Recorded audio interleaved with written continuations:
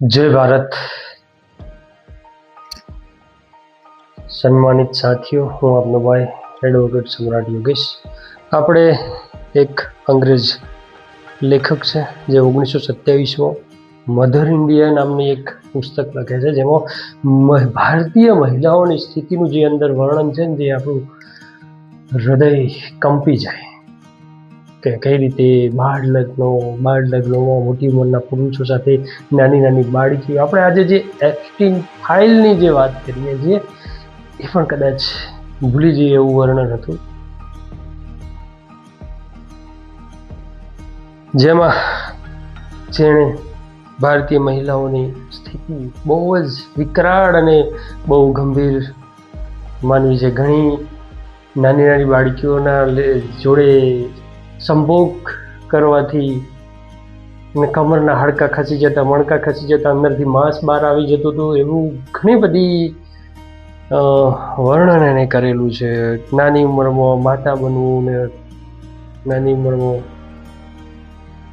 તો આ બાબત હતી જેણે મુખ્ય બાળ લગ્નની સમસ્યા પર એણે ખાસ વાત કરી છે, જેમાં મોટો હિસ્સો બાળ લગ્નોના કારણે થતી સમસ્યાઓ પર ધ્યાન કેન્દ્રિત કરે છે. મેઓની દલીલ કરી હતી કે નાની ઉંમરે લગ્ન ગર્ભાવસ્થાને કારણે ભારતીય મહિલાઓનું શારીરિક સ્વાસ્થ્ય બગડે, અકાળે મૃત્યુ પામે છે.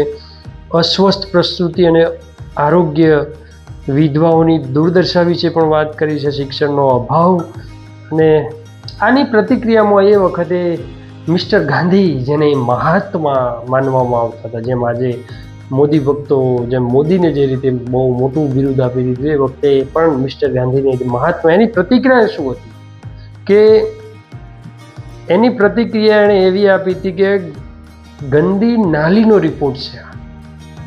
મિસ્ટર ગાંધી એવું કહે છે, આ રિપોર્ટને ભારતની મહિલાઓની જે કોઈક વ્યક્તિએ વર્ણન કર્યું છે એની સ્થિતિનું, એને ગંદી નાલીનો રિપોર્ટ. એટલે એનો મતલબ શું? એ કોને ગંદી નાલી અને ક્યાં છે? આપણે એ ટોપિક પર હાલ જવું નથી. પછી આ બધું જાણતા આપણે થયું કે ચાલો ને આનો પૂરો અભ્યાસ કરીએ, જાણીએ કે હકીકત છે કે નહીં. તો એના માટે આપણે પુસ્તક છે યુનિવર્સિટી ગ્રંથ નિર્માણ બોર્ડ ગુજરાત રાજ્ય, જે એક ઓથેન્ટિક પુસ્તક છે. આપ જે પરીક્ષાઓ જે સરકારી ભરતીમાં આપો છો, એમાં જો આના મુજબ તમારો જવાબ સાચો હોય ને ખોટો આપ્યો હોય, તમે આના પર કોર્ટમાં પડકારી શકો છો. એવી આ પુસ્તક છે, ઓથેન્ટિક જેને કહેવાય, જેનું નામ છે, આ પુસ્તક છે જેનું નામ છે ગુજરાતમાં 19મી સદીમાં સામાજિક પરિવર્તન. જેમાં અલગ અલગ મુદ્દાઓ છે, અલગ અલગ. એમાં પહેલું જ એનો મુદ્દો છે બ્રિટિશ શાસનકાળ પૂર્વનો ગુજરાતી સમાજ. બ્રિટિશ શાસનકાળ પૂર્વનો ગુજરાતી સમાજ. ગાંધીએ એને ભારત વિરોધમાં એનું નિવેદન છે એવી રીતે એને ગણ્યું હતું, પણ અહીંયા તો બ્રિટિશ શાસનકાળ પૂર્વનો ગુજરાતી સમાજ આપણે વાત કરીએ. અને એમાં પણ આપણે બીજા ઘણા બધા મહેસૂલ વ્યવસ્થા કેવી હતી, શિક્ષણ કેવું હતું, કોને કોને મળતું, ત્યાંની જાતિઓનો ભેદ કેવો હતો, એ તમામ બાબતો પરથી આપણે સીધા એક જ મુદ્દા પર આવીએ, સ્ત્રીનો દરજ્જો. સ્ત્રીના દરજ્જામાં પુત્રનો જન્મ ખૂબ જરૂરી હતો સ્ત્રી માટે. એમાં આપણે પહેલો જ છે કે પુત્રીનો જન્મ શ્રાપરૂપ માનતા. પુત્રીનો જન્મ શ્રાપરૂપ માનવામાં આવતો. સ્ત્રીઓ સાંભળજો તમે, આ હકીકત હતી ને એની અસરો હાલ પણ દેખાય છે. છોકરીઓને બોજરૂપ અને ચિંતાકારક ગણાતી. છોકરીઓ બોજરૂપ માનવામાં આવતી હતી. તેને સાપનો ભારો ગણતા હતા. તેને સાપનો ભારો, સ્ત્રીઓ સાપનો ભારો. માત્ર દીકરીઓ જ હોય, એકેય દીકરો ના હોય તો એવા મા બાપ વાંજિયા કહેવાતા હતા. સમજાય? ગમે એટલી દીકરીઓ હોય એનાથી કોઈ ફરક, જો દીકરો એક પણ ના હોય તો એવા મા બાપને શું વાંજિયા માનતા હતા, એ પોતાની જાતને કોસતા. દીકરીઓને દૂધ પીતી કરી દેવાનો અમાનુષી રિવાજ પ્રચલિત હતો. દીકરીઓને દૂધ પીતી કરવાનો. શિક્ષણ નહોતું. દીકરીની જિંદગીનો મુખ્ય હેતુ પરણીને પુત્રો જ આપવાનો, એટલે કે પુત્રો પેદા કરવાનું, છોકરાઓ પેદા કરવાનું મશીન માત્ર હતી મહિલાઓ. છોકરીઓના જીવનનો મહત્વનો પ્રસંગ લગ્ન જ ગણા. લગ્ન એ જ એના જીવનનો મહત્વનો પ્રશ્ન, અને એના 3 ધ્યેયો. એક તો જે ધર્મમાં હોય, જે મુસ્લિમ, હિન્દુ, ખ્રિસ્તી, જે ધર્મનું પાલન કરવાનું, પછી પુત્રો પેદા કરવાના, અને જાતીય સુખ પુરુષને આપવાનું. આ 3 એના જીવનના માત્ર 3 ધ્યેયો, બીજું કોઈ કામ નહીં એનું. છોકરીઓને મોટે ભાગે 3 થી 11 વર્ષની વય વચ્ચે પરણાવી દેવામાં આવતી. 3 થી 11 વર્ષની વય વચ્ચે પરણાવી દેવામાં આવતી. 13મા વર્ષ સુધી ભાગ્યે જ કોઈ છોકરી કુંવારી રહેતી. 13મા વર્ષ સુધી કોઈ ભાગ્યે જ. કોઈ પણ સંજોગોમાં અપરિણીત પુત્રીનો બોજ દૂર કરવાનો પ્રયત્ન તો કોઈ પણ સંજોગોમાં આ પુત્રીને કોઈ પણ રીતે પરણાવીને પોતાના માથેથી બોજ ઉતારવાની જ વાત રહેતી, જે આ પુસ્તકમાં છે. અને આગળ પણ આપણે મુદ્દા છે, હજુ આટલું તો પૂરું થયું નથી કે સ્ત્રીઓ. તો સાથીઓ, મહિલાઓનો દરજ્જો આપણે આગળ જે જોયું, તમે આગળ વધીએ તો કન્યા 8 વર્ષની હોય ત્યારે વર 60 વર્ષનો હોય. કન્યા 8 વર્ષની હોય ત્યારે વર 60 વર્ષનો ડોસો હોય. આપણે બ્રિટિશ શાસનકાળ પૂર્વનો ગુજરાતી સમાજ જોઈએ છીએ. કન્યા 8 વર્ષની હોય ત્યારે વર 60 વર્ષનો ડોસો હોય. બાળ વધુઓ, બાળ માતાઓ, બાળ વિધવા બનતી, બાળ વધુઓ બનતી, બાળ માતાઓ બનતી, અને બાળ વિધવા પણ બનતી. કેમ કે ડોહો હોય એટલે વહેલા ટપકી જાય. અને પછી વિધવાનું જીવન કેવું હોય એ પણ આપણે આગળ જોઈશું. 18મા સૈકાના કવિ કૃષ્ણરામે નોંધ્યું છે કે 10, 11, 12 વર્ષની છોકરીઓ માતા બનતી.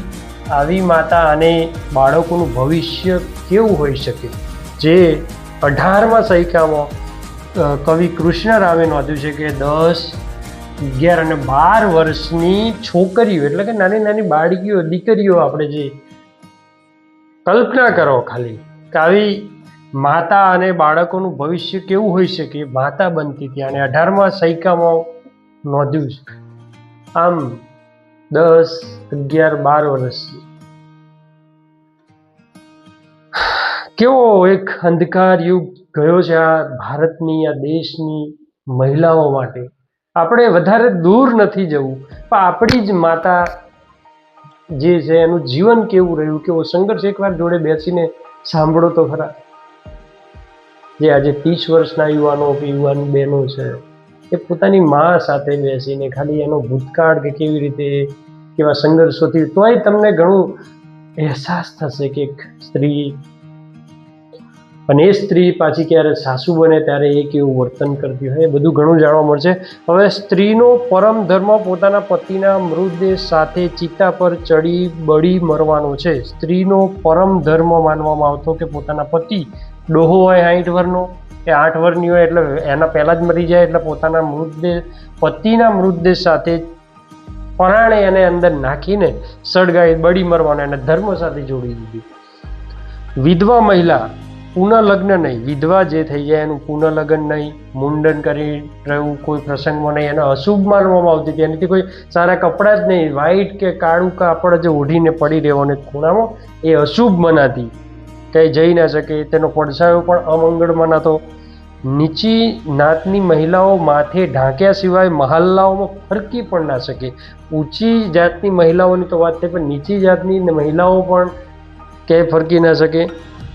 અને એક શામળ નામના કવિ, જેને કદાચ કોલેજમાં ભણાવવામાં આવે છે, શામળ ગુજરાતી વિષય છે, એને ખબર હશે, એ શું કહે, કેવા સંબોધનોથી સ્ત્રીઓને કહે કે સ્ત્રીને નરકનું દ્વાર કહે, દુષ્ટ બુદ્ધિ, શાણપણ, વિહોણી જેવા સંબોધનથી નવાજે છે શામળ કવિ.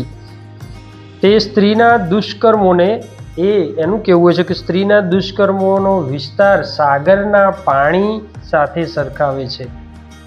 જે છોકરીઓ 10, 11, 12 વર્ષની જેની સાથે આવું છે, એને સાગરના પાણી સાથેના દુષ્કર્મો સરખાવે છે. તો આ હતી આપણી આ વાત. જે પુસ્તક આપ એકવાર બરાબર જોઈ લો, આપ પણ વસાવીએ. આ જે આખો સ્ત્રીઓનો જે દરજ્જો છે એમાંથી મહત્વના પોઈન્ટ માત્ર લીધા કે છેક ઓછા સમયમાં આપણી સુધી વાત પહોંચાડી શકું, સમજાઈ શકું. જે આ પુસ્તક છે ગુજરાતમાં 19મી સદીમાં સામાજિક પરિવર્તન, નીરા દેસાઈ, ગુજરાત યુનિવર્સિટી ગ્રંથ નિર્માણ, ગુજરાત રાજ્ય. તો આવી જ ઇતિહાસની, વર્તમાનની બાબતો લઈને આપની સમક્ષ જરૂર આવશું. આપ એવી મહિલાઓ સુધી પહોંચાડો કે જેને ખરેખર ખબર પડે કે શું સ્થિતિ હતી આ દેશમાં, આ રાજ્યમાં, જ્યારે શિક્ષણનો અધિકાર નહોતો, સામાન્ય એવા અધિકારો, જેને પુનઃલગ્નનો અધિકાર અને સંપત્તિ રાખવાનો અધિકાર, આવા સામાન્ય બાબતોનો પણ આ મહિલાઓને અધિકાર નહોતો. તેવા કયા ચમત્કારના લીધે, કોની કૃપાના કારણે આજે મુક્તપણે સ્વાભિમાનથી જીવી શકે છે, તાકાતથી. બાકી એ સમયમાં સ્ત્રીને એકલું જીવવું શક્ય જ નહોતું, કોઈ ના જીવવાનું. આજે સ્વાભિમાનથી, તાકાતથી આ મહિલાઓ જીવે છે. એવો કયો ચમત્કાર થયો અને એવો કોણ મહાપુરુષ એકમાત્ર છે જેણે આ મહિલાઓ માટે અવાજ ઉપાડ્યો, મહિલાઓ માટે લડત આપી અને મહિલાઓના હક અધિકાર માટે એણે રાજીનામું પણ આપ્યું છે.